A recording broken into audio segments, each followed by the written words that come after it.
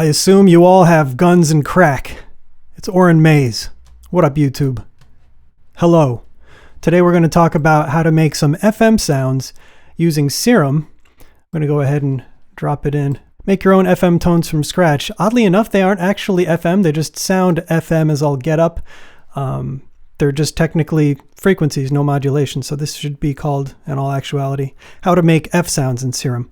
I saw the other day that you could render waveforms internally to the Vital synthesizer, but I don't have Vital. I just have Serum. So I thought of a really quick workaround, very, very quick workflow with Ableton. The first thing you want to do is drop in an instance of Serum into a MIDI file here. You want to grab the basic shapes. The first thing we're going to use is a sine wave, just, by way of introduction, and show us what we got. Turn down the random and phase all the way to 0, 0. Turn down the attack, and what we're going to do is we're going to bend the pitch of this sine wave to make kind of a bubbly sound. You want to drag LFO1, which is currently set to a quarter note BPM rate as latched to the host's tempo. Anyway, drag the LFO1 into the coarse pitch of oscillator A. Go ahead and ramp it up all the way to 100 and Hundola. And here's what we've got. What have we got? Oh, well, we need to actually put down some MIDI. So go ahead and highlight just, in this case, just 3 measures. 3 counts, 1 measure, not even a full bar. And I've experimented. I found that C3 works best in all cases. You'll see why. You'll see that it renders. As you experiment for yourself, you'll see why it renders very nicely as we import it back into Serum, another instance of Serum. But we'll go ahead and what have we got?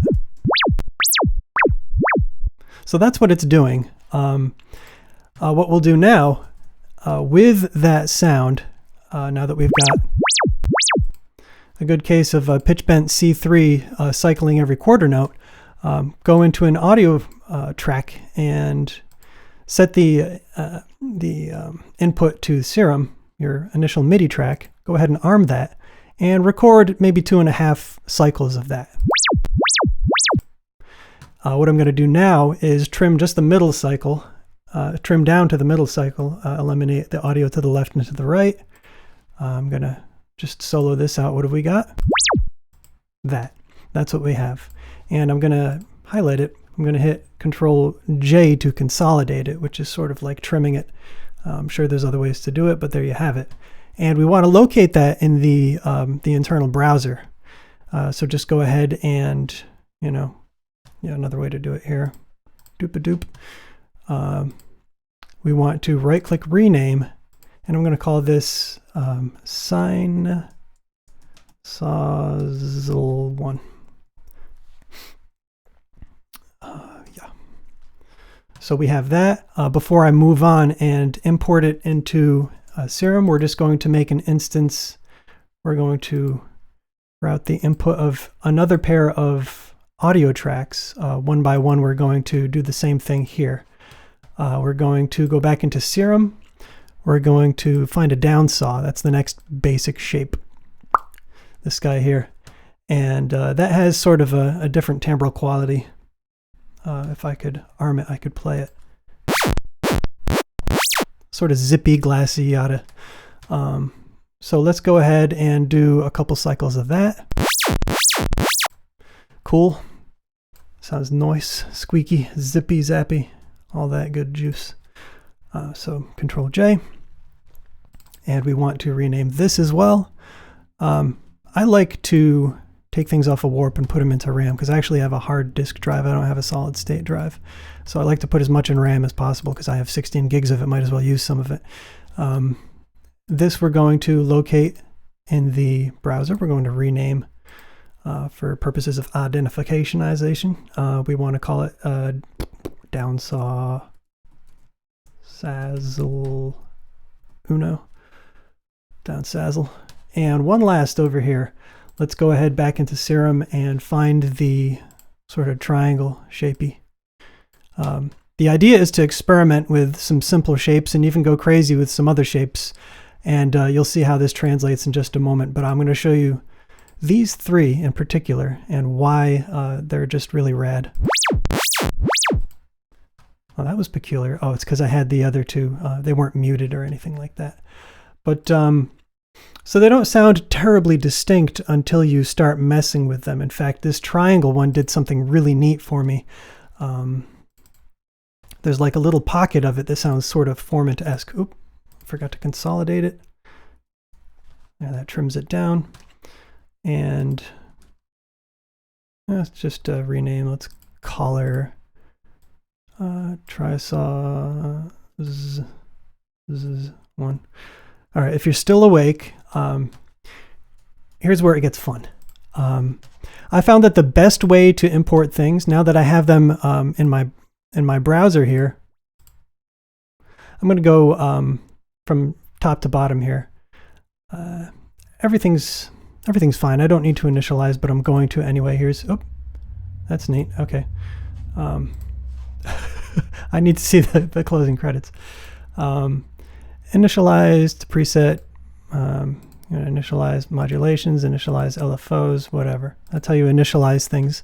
Anyway, what you want to do is start with the sine. Go ahead and drag it. As soon as you drag, before you drop, I recommend either import constant frame size, which can give you, anything from, I don't know, depending on the waveform, 11 to maybe 46 wavetable frames. I found that less is more, so I drag things to a super high quality FFT 2048. I found that this works best. It only gives me, only 11 wavetable positions, but when you go ahead to the draw mode and you morph crossfade things, you'll find all 256 very smoothly rendered. Look at that. Look at how smooth. And here's what it sounds like when I go ahead and play around with it on my MIDI controller as I.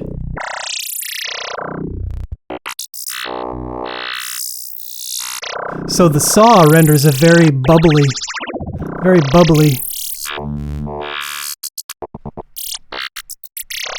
juicy, bubbly type of sound. You'll notice that when you drop it in, and here's a couple of other examples. Let's take the same sine and drop it in with a constant frame size. A good 18. Good 18 positions. When you morph that away, it gives you less real estate and thusly not as smooth the transitions. Still sounds pretty good, but it doesn't sound as good as, for example, when you drop it in 2048. It's just super crisp and crystal. Another thing you can do that sounds really good is morph spectral, but I just frankly I'm not into the sizzliness that it provides. I like the good high quality crisp FFT 2048 rendered as a crossfade. I find that is just the nicest thing to work with.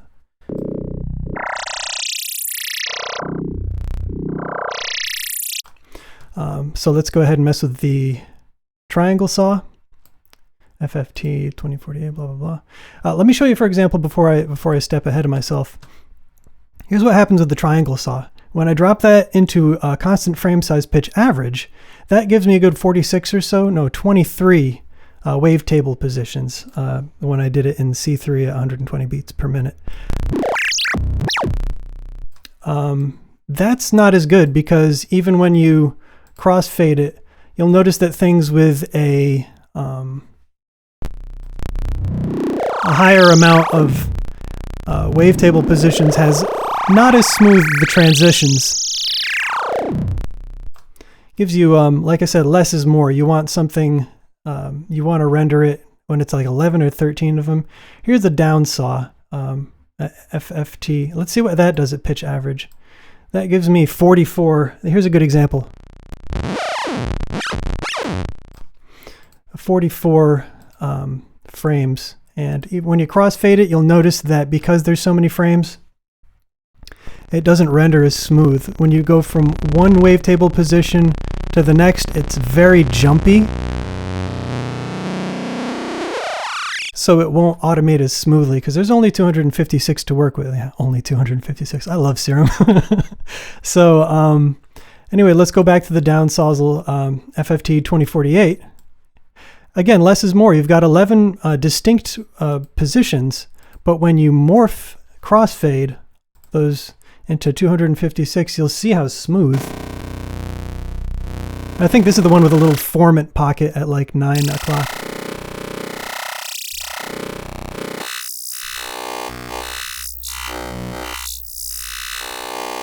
Or maybe it was the triangle one that did.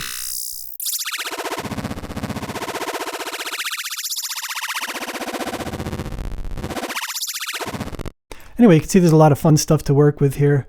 You can go ahead and save things as desired, whether it's the waveform to your own internal user library, which I don't have much. I just started experimenting with importing yesterday. So, you know, I've got a lot of play and a lot of cutting room floor to sweep up. But that's how to work with that and how to make some FM sounds. And you can really just go nuts and experiment and make your own. You can start with the basis of any pitch bent waveform that you please and go ahead and see what you can get out of it. But I find that the basic shapes, because they are so, you know, so smooth and fundamental in the first place, they can give you some very clean results. Whereas if you've got more fluctuation, you've got more grit to the wave, and it can be very, very abrasive and aggressive. Anyway, that's it. Thanks for you know what to do. Bye.